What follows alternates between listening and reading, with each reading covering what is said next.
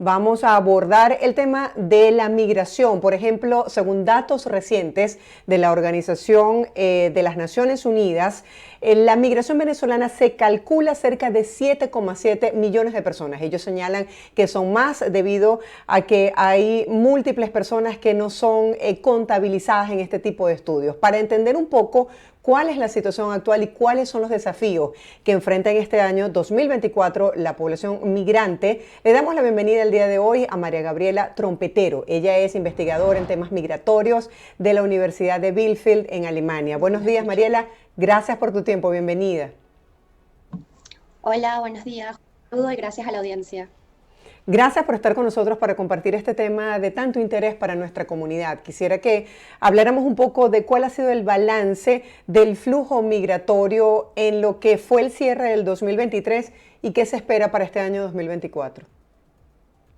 Mira, en líneas generales, según las últimas cifras de la plataforma R4E, que agrupa distintas organizaciones que trabajan por la migración venezolana, ya estamos sobre los 7,7 millones de personas venezolanas en el mundo, superando ya al flujo de desplazamiento forzado de Ucrania e incluso de Siria. Y en lo que refiere a los pasos por el tapón del Darién, según las cifras del gobierno de Panamá, hubo un total de 520.000 pasos, más del doble de lo que tuvimos en el 2022, y 328.650 personas fueron venezolanas. Sí, se Lo que esperaba puede que con algunas medidas, María, que ha tomado el gobierno para tratar de que las personas ingresen a Estados Unidos de manera legal, este flujo migratorio pudiese decaer de alguna manera. ¿Cómo pudiese analizarse en este momento el hecho de que año tras año esta cifra vaya en incremento? Bueno, primero tenemos la causa principal es que la crisis humanitaria y política continúa en Venezuela. Hasta que esta crisis no merme, no van a dejar los flujos de salida del país. Por otra parte, tenemos personas que viajan desde Sudamérica, venezolanos desde Chile, Colombia, Ecuador, Perú, que no han logrado su integración económica, su integración social en estos países y están enfrentando altos niveles de xenofobia. Tampoco han encontrado formas de regularizarse en estos países, por lo que también se han visto obligados a partir hacia los Estados Unidos. Si bien los Estados Unidos han creado medidas como el parol humanitario, muchas de las personas venezolanas no cumplen todavía con estos requisitos, como tener en los Estados Unidos a un sponsor que les pueda facilitar este apoyo, tener un pasaporte venezolano. Recordemos que sigue siendo muy costoso, más de $200 para una persona venezolana obtener su pasaporte, y este es un requisito del parol. Entonces, muchas personas venezolanas que salen en situaciones bastante vulnerables no tienen estos capitales sociales y económicos para aplicar al parol humanitario en los Estados Unidos, por lo que se ven forzadas a utilizar vías irregulares para llegar al país buscando una vida digna. Sí, se habla de que dentro de los desafíos que afrontaría la población migrante en este año están principalmente el anuncio de deportaciones, en este caso por parte de los Estados Unidos, y también la xenofobia, principalmente en países de Centroamérica. ¿Qué nos puedes compartir sobre estos dos aspectos? Sí, Estados Unidos empieza a deportar personas venezolanas a México en el año 2022. Después de esta medida es cuando empezamos a ver que empiezan a reducir un poco los pasos de personas venezolanas por lo que sería la selva del Darién y Centroamérica. No obstante, vemos cómo con el paso de los meses vuelve a incrementarse de manera considerable esta cifra, y con el anuncio el año pasado, en octubre, de las deportaciones de los Estados Unidos a Venezuela directamente, vemos que empieza de nuevo a retroceder un poco la cifra. No obstante, considerando estas tendencias de que cuando un país cierra sus fronteras o pone medidas más restrictivas, la migración tiende a disminuir, al paso de los meses vemos cómo empieza a subir la curva, porque continúan las razones de salida tanto de Venezuela como los países de Sudamérica, o también en el caso de las migraciones de Honduras, de Guatemala, de países de Centroamérica, incluso de México. En este momento el mayor número de encuentros el año pasado en la frontera México-Estados Unidos fueron los mexicanos, y en segundo lugar los venezolanos.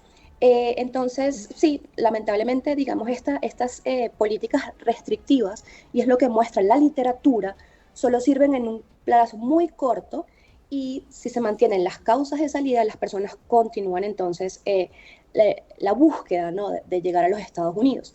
como bien lo comentabas, también ha aumentado la xenofobia.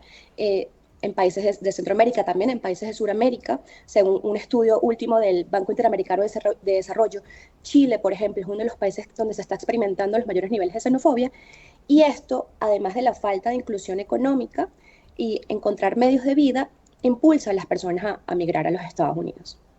Tú que llevas tantos años estudiando el tema migratorio, ¿qué ha faltado en cuanto a políticas desarrolladas por los diferentes gobiernos para abordar este tema de manera integral?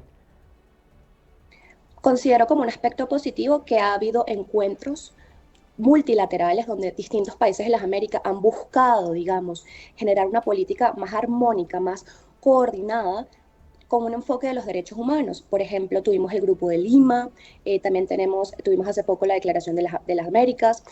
No obstante, a pesar de que existen estos mecanismos, también existe, por ejemplo, la Declaración de Cartagena, a través de la cual la mayoría de los venezolanos pudiesen ser reconocidos como refugiados.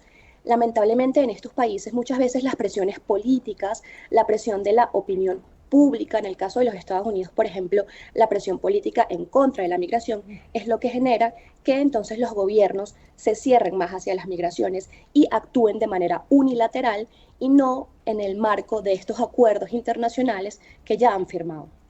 Sí, desde hace mucho tiempo se ha hablado de que las políticas migratorias de los países dependen mucho del factor político. Y justamente en un año electoral quisiera conocer cuáles de las medidas que han anunciado ya los posibles candidatos a presidentes de Estados Unidos son las que deben tomarse más en cuenta en este año electoral. Sí, lamentablemente en los Estados Unidos, incluso el mismo presidente Biden, que es demócrata, se está orientando cada vez más hacia las políticas de cierre sin una perspectiva de los derechos humanos. Y lo más importante, el mayor mensaje que debemos tomar es que no importa cuántos barreras, cuántos muros, por ejemplo, los más radicales dentro de los republicanos quieren poner muros en la frontera, esto obvia el hecho de que, como te lo decía hace poco, la literatura explica que las personas van a seguir migrando, porque las causas de salida continúan. Y al final los que se terminan beneficiando de estas políticas de cierre son las personas, los coyotes, los que trabajan con trata de personas, trata de blancas, porque las personas se ven entonces en la necesidad de usar estos caminos paralelos muy peligrosos. Solamente en la isla de San Andrés, personas intentando llegar a Nicaragua para seguir su ruta a los Estados Unidos, en los últimos 2 años han muerto más de 100 personas en la isla de San Andrés. No solo el Darién, tenemos varias rutas muy peligrosas donde se aprovechan las personas que trabajan con trata de personas para engañar a las personas con paquetes donde les indican que pagando $1,500, $5,000 van a llegar fácilmente a su destino, como si fuese un paseo. Entonces el mensaje más importante es que los políticos entiendan que las medidas de restricción le traen más problemas tanto para ellos mismos como para las personas migrantes. Y no olvidar que en el mediano y largo plazo la migración siempre es un activo para el desarrollo, expande el desarrollo cultural, económico, social, la diversidad en los países. Entonces creo que los gobiernos no pueden olvidar este mensaje de lo positivo que es la migración y que el cierre simplemente trae más problemas en el futuro. ¿Consideras que se han diversificado las rutas para los migrantes que intentan llegar aquí a Estados Unidos? Sí, como te comentaba hace poco, también tenemos la ruta a través de la isla de San Andrés. Es una isla colombiana, entonces las personas vuelan desde Colombia, desde alguna ciudad colombiana a San Andrés, y allí entonces toman embarcaciones muy deficientes, ya muchas han desaparecido, y de allí entonces se dirigen hacia Nicaragua para seguir su ruta hacia el norte. Y también en el mismo tapón del Darién hay diversas rutas, ¿no? No es solamente la ruta terrestre, también hay una ruta marítima que te acorta un poco la parte más difícil de cruzar a pie el Darién. Y sí, básicamente sigue siendo estas las rutas principales. Y no olvidemos que no son solo migrantes venezolanos. El año pasado el segundo lugar estuvieron ecuatorianos, haitianos, también tenemos población de Asia, de China, de la India y de países africanos. Entonces es un problema, es una situación bastante compleja que incluye una serie de nacionalidades con distintas necesidades, con distintas razones de salida, pero en su gran parte se trata de una migración forzada por las causas de origen, como en el caso venezolano, que es la emergencia humanitaria compleja, que tampoco olvidemos, según el último informe de HUM Venezuela, continúa y se hace ha continuado y se ha incrementado la crisis humanitaria compleja y también la represión política como lo vemos actualmente. Habría que ver qué va a pasar con los recientes anuncios del gobierno venezolano de que ya no van a recibir a las personas venezolanas deportadas de los Estados Unidos, cómo esto va a calar un poco en la toma de decisión de emigrar o no de las personas venezolanas, pero me puedo imaginar que esto justamente va a impulsar más la migración si las personas saben que no van a ser deportadas de los Estados Unidos. Sin embargo, así sepan que van a ser deportadas, yo creo que va a seguir aumentando el flujo hasta que no cesen las causas de salida. Desde la óptica de los derechos humanos, ¿cómo se asume el tema de las deportaciones? Mira, desde la perspectiva de los derechos humanos, en primer lugar, lo lógico sería llevar un debido proceso, que la persona llegue, en este caso a los Estados Unidos, y se le dé su debido proceso de revisión de su caso para ver si en efecto de acuerdo a la ley del país en cuestión se le dé o no se le dé el asilo.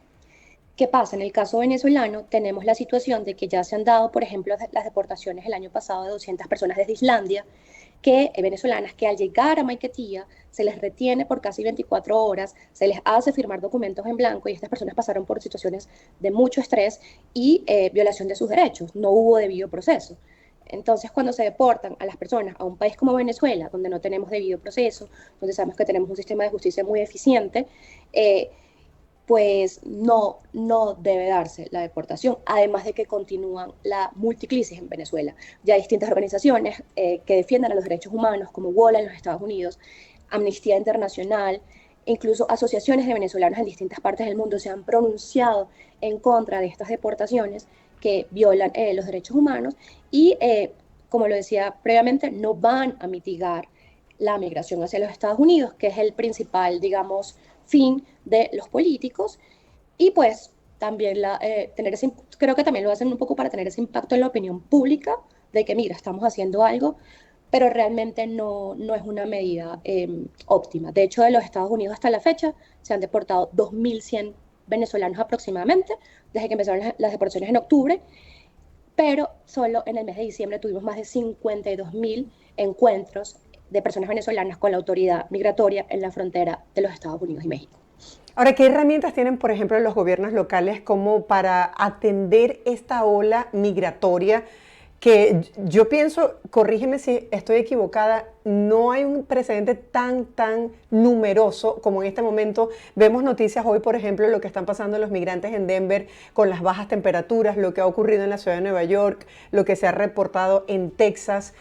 Quisiera que nos hablaras un poco de eso. Una vez que los gobiernos locales reciben a esta población migrante, ¿cómo puede hacer para mantener el control? Sí, creo que debe existir colaboración entre los distintos estados.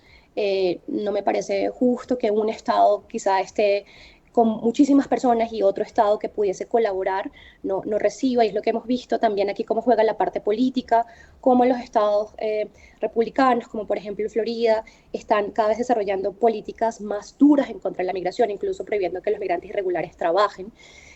Y esto genera, por supuesto, más presiones en otros estados como Nueva York, que son quizás más abiertos a la migración, y pues no es el enfoque adecuado que haya esta disparidad entre los estados que están recibiendo a los migrantes. Sí, creo que si se puede lograr una mejor distribución, puede ser una política que a las personas se les ofrezca quizá cubrir puestos de trabajo en otras localidades donde se necesita la mano de obra.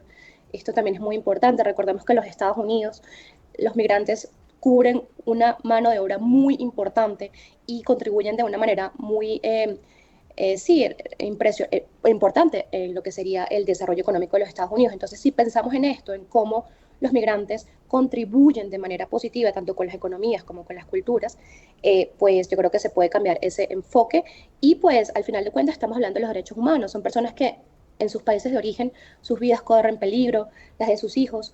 Por ejemplo, otra particularidad de la migración venezolana es que están migrando con muchos niños y niñas y adolescentes. De hecho, es uno de los flujos migratorios que está migrando con más niños, justamente porque las familias saben que actualmente en Venezuela no están las condiciones para el desarrollo de sus hijos. Sí, desde Entonces, sí hace creo que mucho, debería... Sí, desde hace mucho tiempo se viene hablando de que el tema migratorio, pues detrás de esto hay un gran negocio. Quisiera que profundizáramos un poco de la situación en México. ¿Qué te ha parecido la actuación del gobierno en este sentido y las dificultades para los migrantes que se enfrentan a los diferentes delitos en este país y la dificultad de poder trasladarse de una región a la otra para poder llegar aquí a Estados Unidos? El caso de México es muy interesante porque en su regulación migratoria y de refugio, realmente es un país que tiene las herramientas legales para ofrecerle a las personas migrantes forzadas el acceso a la protección internacional. El problema es que México siempre se ha visto en esta relación con los Estados Unidos, donde digamos Estados Unidos lo presiona para que México sea esa especie de tapón de los migrantes hacia los Estados Unidos. Entonces México tiene que, digamos, coordinar, negociar esta tensión de tener esa perspectiva en sus políticas que son de derechos humanos, pero a su vez ser ese flujo, digamos, esa frontera sur de los Estados Unidos. También México tiene un problema donde ya se ha documentado que las mismas autoridades participan, digamos, en estas lógicas de extorsión de los migrantes, de secuestros. Incluso hemos visto en videos el muy maltrato que le dan las autoridades de control migratorio mexicanas a las personas migrantes. Vimos la tragedia de hace un par de años de este centro de detención de migrantes que se quemó, ¿no? Y donde fallecieron un centenar de migrantes, lo que nos da una imagen de los problemas institucionales que tiene el Estado de México para, desde una perspectiva de derechos humanos, darle sí, protección a estas personas. Entonces, es un caso interesante donde desde lo legal, desde los marcos legales, hay un marco legal interesante de protección que no obstante hay una brecha de implementación entre estos marcos y lo que está pasando en la realidad, donde vemos que se le da un muy maltrato por parte de las autoridades a las personas migrantes. María Gabriela, gracias por tu tiempo y por poner en contexto a nuestra audiencia con toda esta información que forma parte de tu trabajo de investigación en temas migratorios. Feliz día para ti. Gracias por la opción y feliz día para ustedes también.